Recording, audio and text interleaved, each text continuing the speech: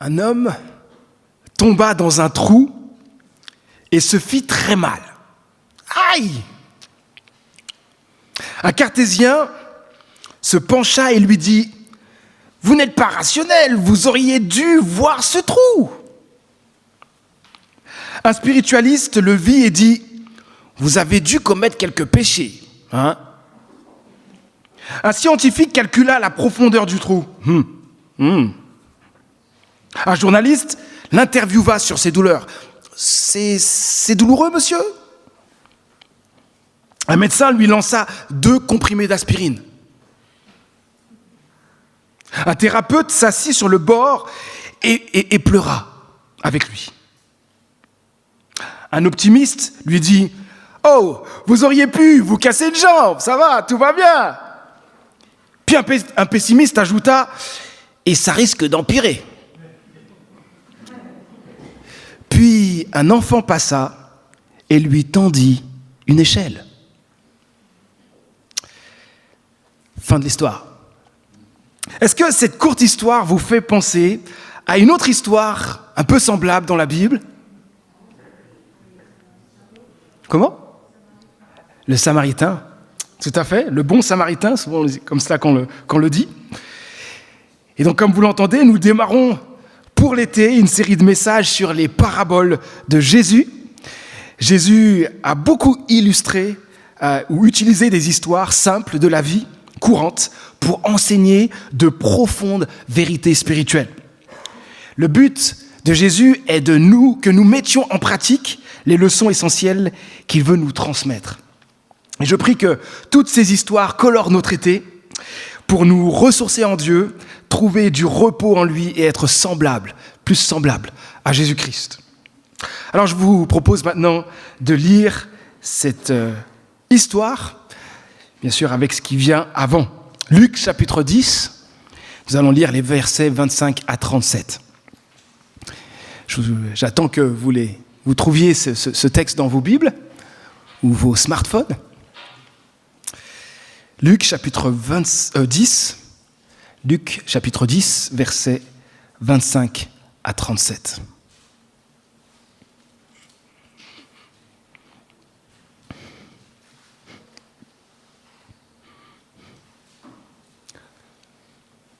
Luc chapitre 10, je vais lire donc les versets 25 à 37.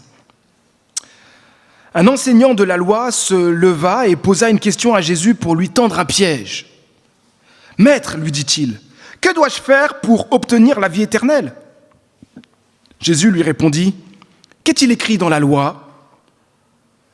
Comment la comprends-tu » Il lui répondit, « Tu aimeras le Seigneur ton Dieu de tout ton cœur, de toute ton âme, de toute ton énergie et de toute ta pensée, et ton prochain comme toi-même. » « Tu as bien répondu, lui dit Jésus.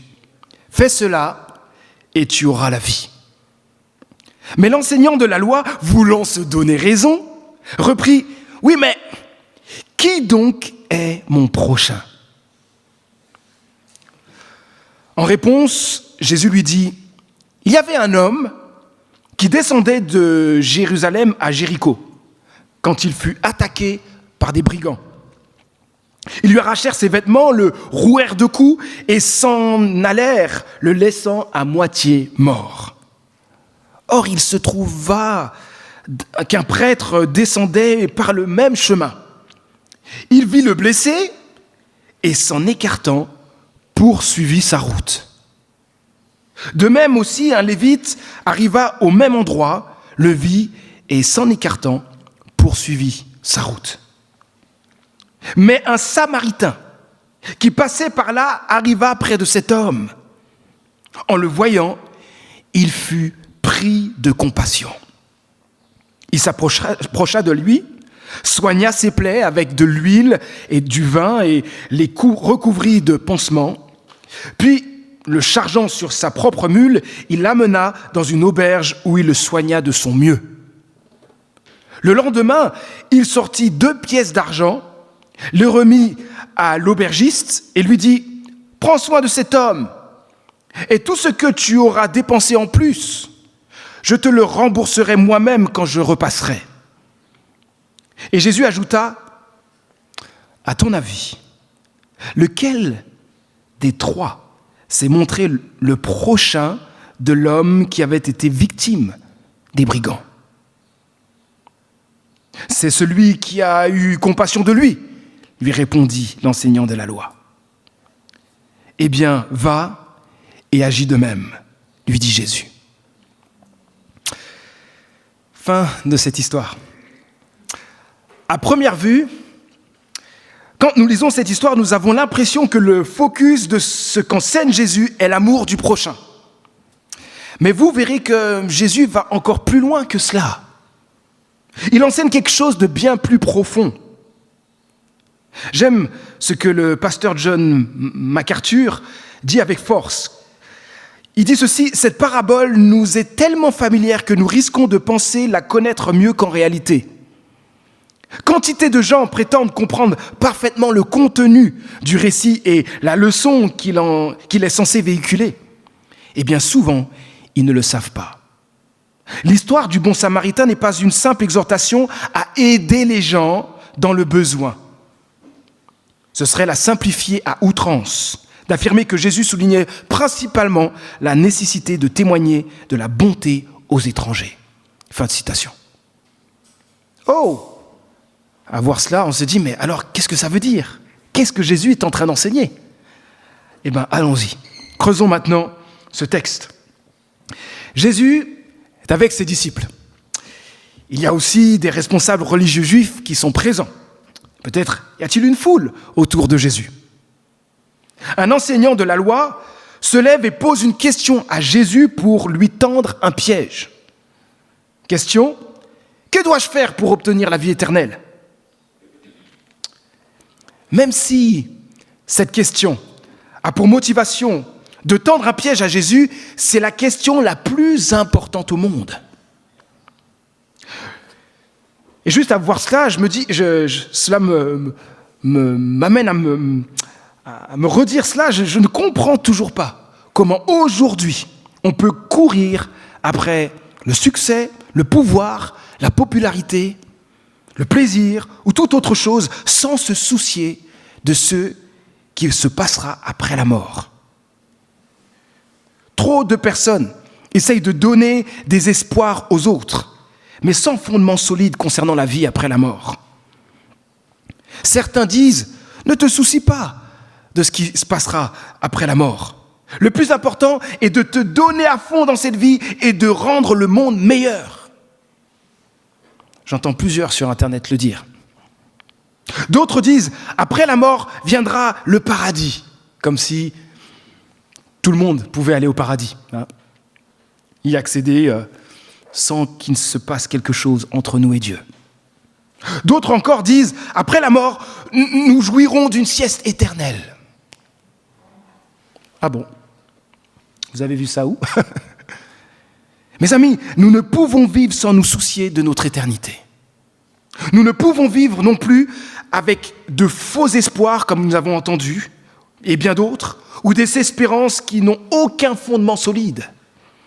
Oui, il me faut un bon diplôme. Oui, il me faut réussir dans la vie. Oui, je dois assurer pour avoir un travail, gagner ma vie.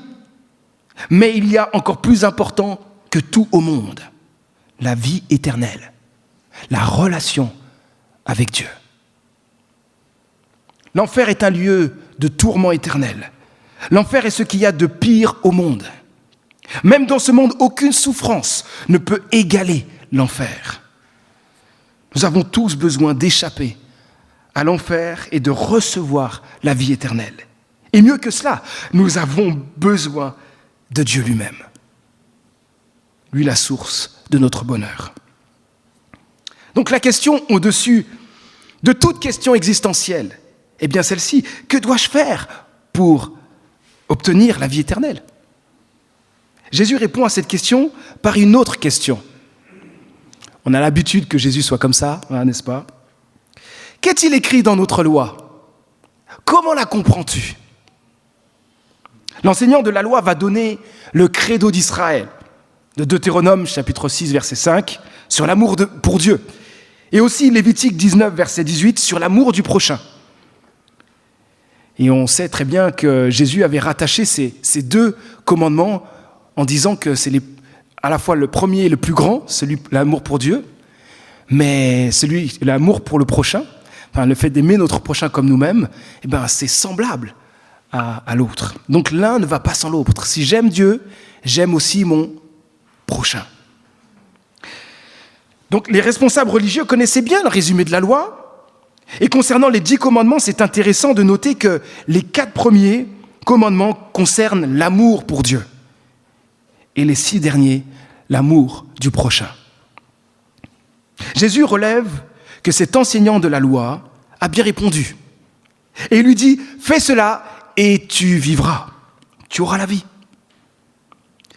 Mais c'est bizarre que Jésus propose à l'enseignant de la loi d'obéir aux commandements pour avoir la vie éternelle. Jésus n'est-il pas venu pour, justement, mourir à la croix pour que nous ayons la vie éternelle? Qu'est-ce qu'il dit là? Est-ce que Jésus est en train de dire que nous pouvons gagner le paradis sans lui, juste en obéissant à la loi de Dieu? Non. Non. Jésus est plutôt en train de faire quelque chose, la même chose que l'enseignant de la loi. Cet enseignant utilise une approche légaliste où le paradis ne peut être atteint que par l'obéissance. Jésus le confronte sur ce même chemin, ce même terrain. Mais pour faire voler en éclats sa confiance dans ses propres œuvres. Jésus connaît très bien le cœur de l'enseignant de la loi. Jésus sait très bien que cet homme pense pouvoir atteindre Dieu et le paradis par toutes ses bonnes œuvres. Jésus renvoie donc l'enseignant de la loi au commandement de Dieu. Le but de Jésus, vous l'avez entendu, est d'amener cet homme à comprendre que toutes nos meilleures actions d'obéissance s'écroulent devant la loi parfaite de Dieu.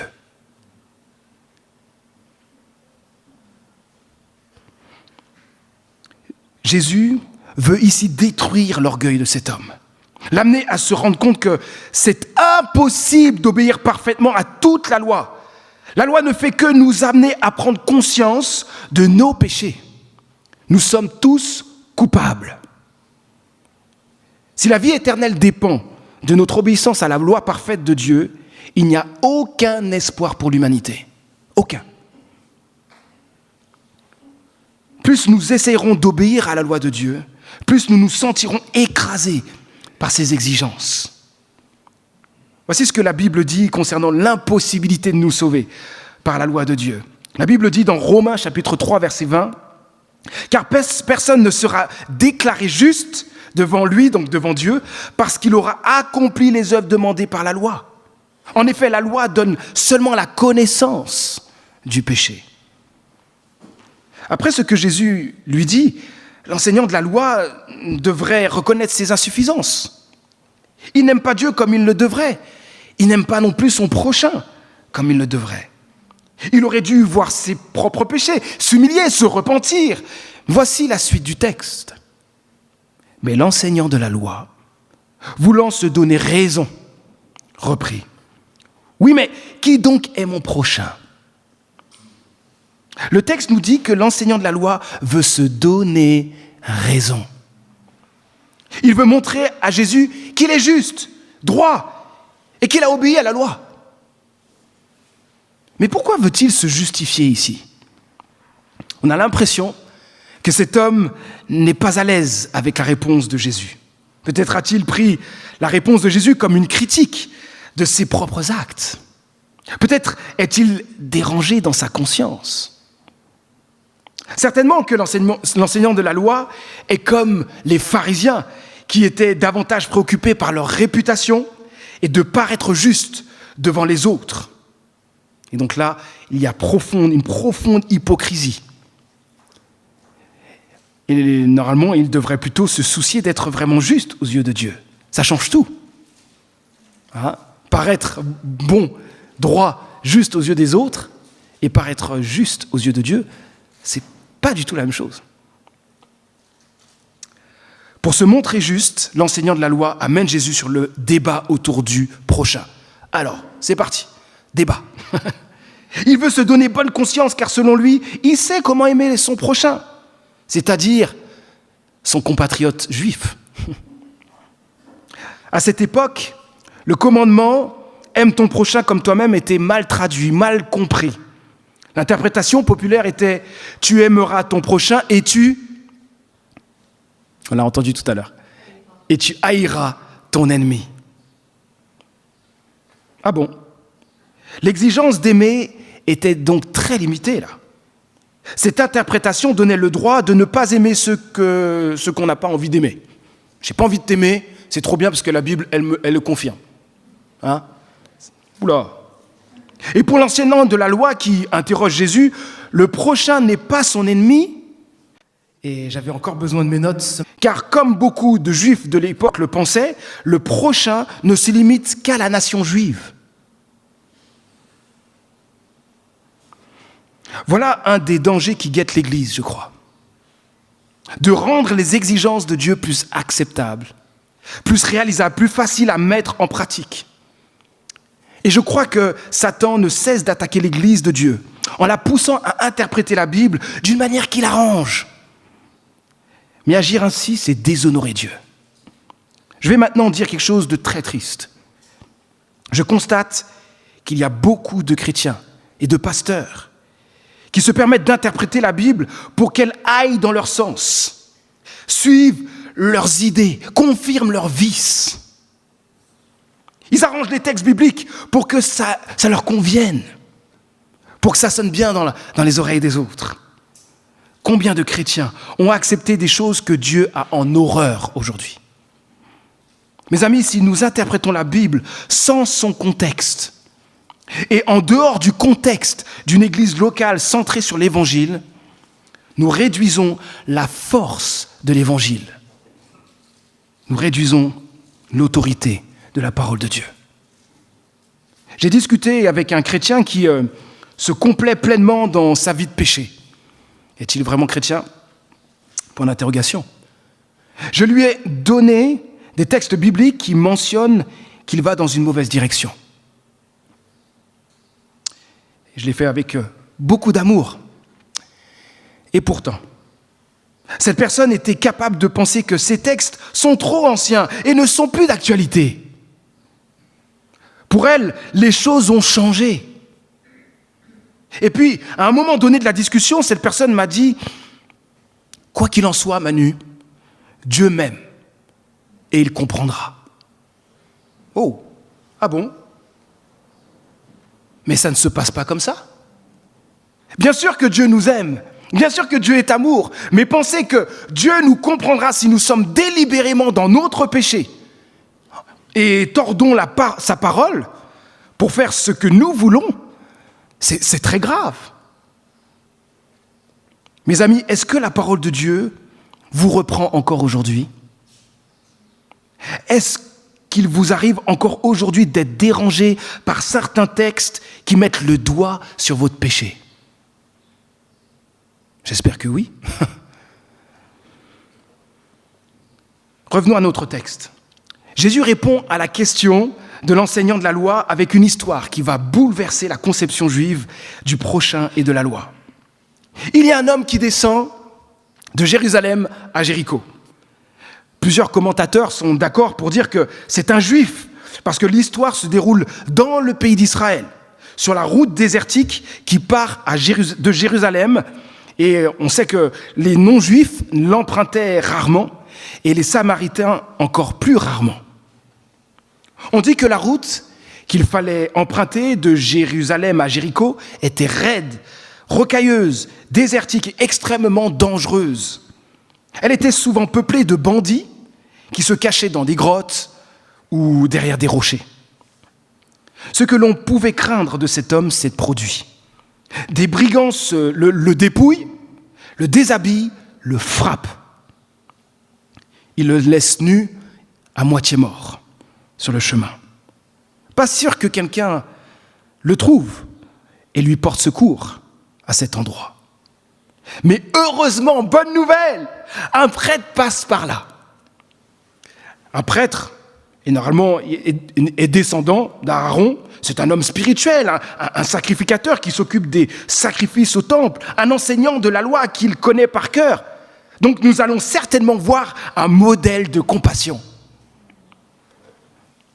Mais c'est carrément le contraire qui se produit.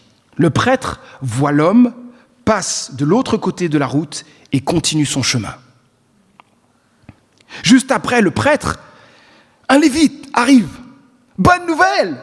Lui aussi est un homme spirituel, consacré au service de Dieu, qui assure un service d'assistance auprès des prêtres dans le temple et qui connaît très bien la loi de Dieu. C'était dans ses attributions de secourir les malheureux, donc il le fera certainement. Mais chose étonnante, voire choquante, il n'apporte aucun secours à l'homme blessé.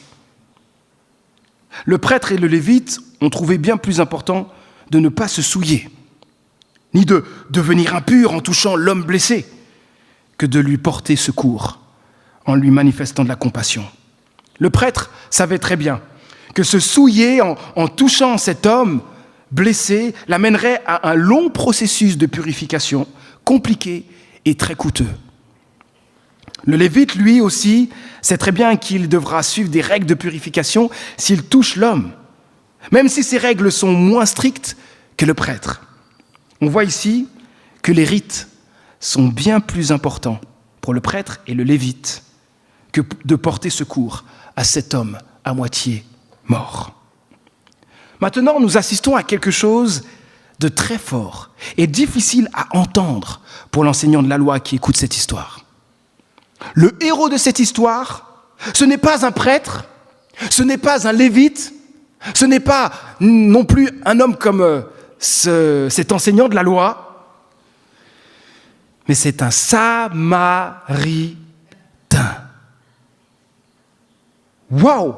Jésus ose dire que c'est un Samaritain qui va prendre soin d'un Juif alors qu'ils étaient des ennemis en ce temps-là. À l'époque de Jésus, les Juifs voyaient les Samaritains comme des personnes impures.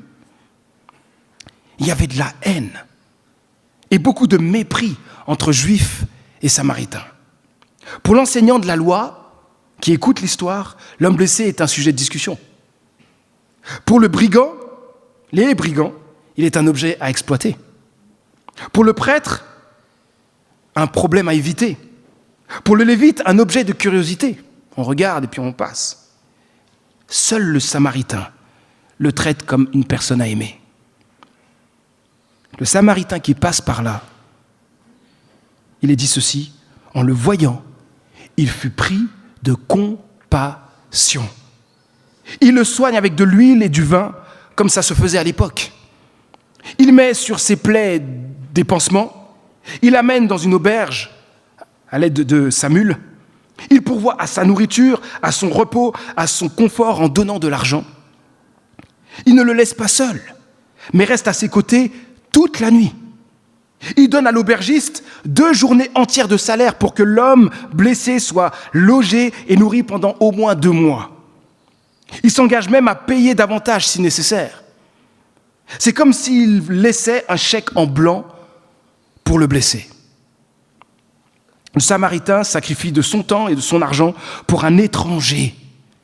Il se donne d'une manière qui nous dépasse pour que cet homme blessé soit rétabli, retrouve ses forces pour retrouver à la fin son autonomie. La compassion de ce Samaritain est époustouflante. Sa générosité confond l'imagination. Pour plusieurs, cette générosité pour un étranger, c'est de la folie, c'est excessif. On pourrait peut-être le faire pour quelqu'un de notre famille, de quelqu'un de proche. Mais là, ce qu'a fait le Samaritain, c'est envers un étranger qui est, dans la vraie vie, un ennemi. C'est de la folie. Avons-nous déjà tout laissé tomber pour nous occuper exclusivement d'une personne totalement étrangère dans une situation désespérée? Qui plus est, l'avons-nous fait pour celui qui était notre ennemi? Avons-nous pris le risque de nous salir et de nous souiller pour combler ses besoins? Avons-nous fait face tout seuls à sa situation de détresse? Avons-nous pensé ses plaies? L'avons-nous nourri? Sommes-nous restés auprès de lui toute la nuit de souffrance? Avons-nous payé ses factures, réglé ses frais de séjour et les soins médicaux? Lui avons-nous remis un chèque en blanc pour s'acquitter des dépenses imprévues? Non. Non. Personne n'est allé jusque-là envers des ennemis. Jésus décrit ici un amour qui est l'amour qui exige la loi de Dieu. C'est un amour rare et sans limite. Je ne sais pas quel niveau, quand vous pensez à l'amour envers le prochain, quel est ce niveau d'amour que vous pensez que Dieu attend de nous. Mais là, vous voyez que le texte met pour nous un niveau d'amour qui nous dépasse. Jésus raconte cette histoire à l'enseignant de la loi pour lui montrer que la loi nous fixe un niveau inaccessible d'amour. Elle exige de nous un amour parfait, pur, sacrificiel, sans limite, qui n'est pas freiné par l'apparence, la couleur, la culture, ni le mal qu'on nous aurait fait. La loi exige de nous d'aimer au point d'être accueillant, hospitalier, chaleureux, généreux, animé d'un esprit de serviteur envers tous, en tout temps et en toutes circonstances. Devant ce que la loi de Dieu exige de nous, elle nous condamne tous. Car il est impossible d'aimer de cet amour parfait. Jésus finit l'histoire en posant cette question. À ton avis, lequel des trois s'est montré le prochain de l'homme qui avait été victime des brigands? Elle est bizarre cette question. Il dit, qui est mon prochain? Mais il dit, lequel de ces trois a été le prochain de l'autre? Il retourne la chose en disant, en fait, c'est pas tant le prochain qui est la question, puisque je dois être le un prochain pour l'autre. Vous voyez? L'enseignant de la loi qui n'aime pas les Samaritains, qui a du mal avec les Samaritains et les considère comme impurs, n'ose même pas prononcer ce nom. Il est dérangé. Et il répond donc ainsi, c'est celui qui a eu compassion de lui. Lui répondit l'enseignant de la loi. Jésus lui dit à la fin, eh bien, va et agis de même. Jésus a enseigné à l'enseignant de la loi et nous a enseigné à nous ce matin 3 vérités importantes. Je vous invite à les voir maintenant. La première, l'obéissance à Dieu ne sauve pas. Personne ne peut recevoir la vie éternelle par son obéissance à la loi de Dieu. Car les exigences de Dieu sont inaccessibles. Ces exigences nous révèlent notre péché. Ces exigences nous condamnent tous. Donc reconnaissons ce matin que sans Jésus-Christ, il n'y a pas de vie éternelle. Il n'y a pas de relation avec Dieu possible. Deuxième leçon, c'est grave de diminuer les exigences de Dieu. Agir ainsi, c'est non seulement déshonorer Dieu, mais c'est aussi de l'hypocrisie. C'est être hypocrite devant Dieu. La parole de Dieu nous amènera à la louange, elle nous fera découvrir des bénédictions innombrables de Dieu, que Dieu a pour nous, mais aussi elle nous dérangera par ses exigences. Et donc nous devons apprendre à nous laisser reprendre par Dieu sans diminuer ses exigences envers nous. Troisième leçon, l'amour du prochain va jusqu'à se sacrifier pour les autres. Je vais prendre juste un peu plus de temps sur ce point. Le véritable amour du prochain est prêt à se sacrifier pour des étrangers et des ennemis. Reconnaissons que sans l'Esprit de Dieu, nous n'arriverons jamais à aimer comme Dieu veut. Alors crions à Dieu pour qu'il continue à nous remplir de son esprit et à nous transformer. Faisons tout notre possible pour que toute notre vie soit caractérisée par un amour qui se sacrifie pour les autres. Marie, c'est ce que Dieu attend de toi dans ta relation avec ton épouse. Épouse, c'est ce que Dieu attend de toi dans ta relation avec ton mari. Parents, c'est ce que Dieu attend de toi dans votre relation avec votre enfant ou vos enfants. Enfants, C'est ce que Dieu attend de toi dans ta relation avec tes parents. C'est aussi ce que Dieu attend de nous dans notre lieu de travail, auprès de nos voisins, auprès de tous ceux que nous côtoyons. Être un bon samaritain pour les autres, c'est continuer de saluer chaleureusement un collègue qui nous a mal parlé, au lieu de lui rendre l'appareil. C'est rechercher la paix avec un voisin dans une situation de conflit, au lieu de nous laisser aller à l'orgueil. C'est prier pour des extrémistes, afin qu'ils soient stoppés dans leur violence et viennent à Jésus-Christ, au lieu de prier pour qu'ils meurent. Être bon samaritain, c'est surtout chercher à répondre aux besoins de personnes mal aimées, rejetées de la société, ou qui n'ont pas les privilèges que nous avons. Certaines personnes aideront en donnant de leur argent à des associations humanitaires comme le SEL, qui vient en aide aux pays en développement. D'autres donneront de leur temps auprès de Restos du Cœur, de Secours catholiques, Coup de pouce ou autres. D'autres ouvriront leur maison pour aider. Soyons surtout promptes à aider toute personne sur notre chemin qui est dans le besoin. C'est clair que nous devons le faire avec beaucoup de sagesse, car pas mal de gens profitent des autres. Mais soyons plus promptes, écoutez bien, soyons plus promptes à aider qu'à la prudence, car l'excès de prudence nous fait passer à côté de l'amour en action. Mes amis, n'est-ce pas touchant, l'amour du bon samaritain qui a sacrifié son temps et son argent pour secourir son ennemi à moitié mort? C'est touchant, hein? Mais une chose est encore plus touchante. Dieu a fait bien plus pour nous tous. Dieu est le bon samaritain par excellence. Il est venu en la personne de Jésus-Christ pour mourir à notre place. Notre condition est pire qu'à moitié mort sur un chemin. Nous méritions tous la mort et l'enfer à cause de nos péchés. Mais gloire à Dieu. Dieu, dans sa grande bonté, ne nous a pas laissés ainsi. Il ne nous a pas juste aidés dans notre situation. Jésus a été frappé, humilié et mis à mort à notre place pour que nous appartenions à Dieu pour toujours. Mes amis, cet amour doit continuer à nous saisir, à nous bouleverser, à nous transformer pour aimer comme lui. Prions maintenant. Notre Dieu, merci pour cette histoire que tu nous as racontée, que tu as racontée à l'enseignant de la loi et que tu nous enseignes maintenant. Personne ne peut recevoir la vie éternelle par l'obéissance à la loi, à ta loi, parce que nous sommes pécheurs et nous méritons la mort à cause de nos fautes. Impossible d'atteindre tes exigences. Mais Seigneur, un immense merci d'avoir envoyé Jésus-Christ qui a manifesté son amour incroyable, un amour incroyable à la croix. Il a pris sur lui toutes nos fautes afin que nous recevions ton pardon, la vie éternelle et ta présence pour l'éternité.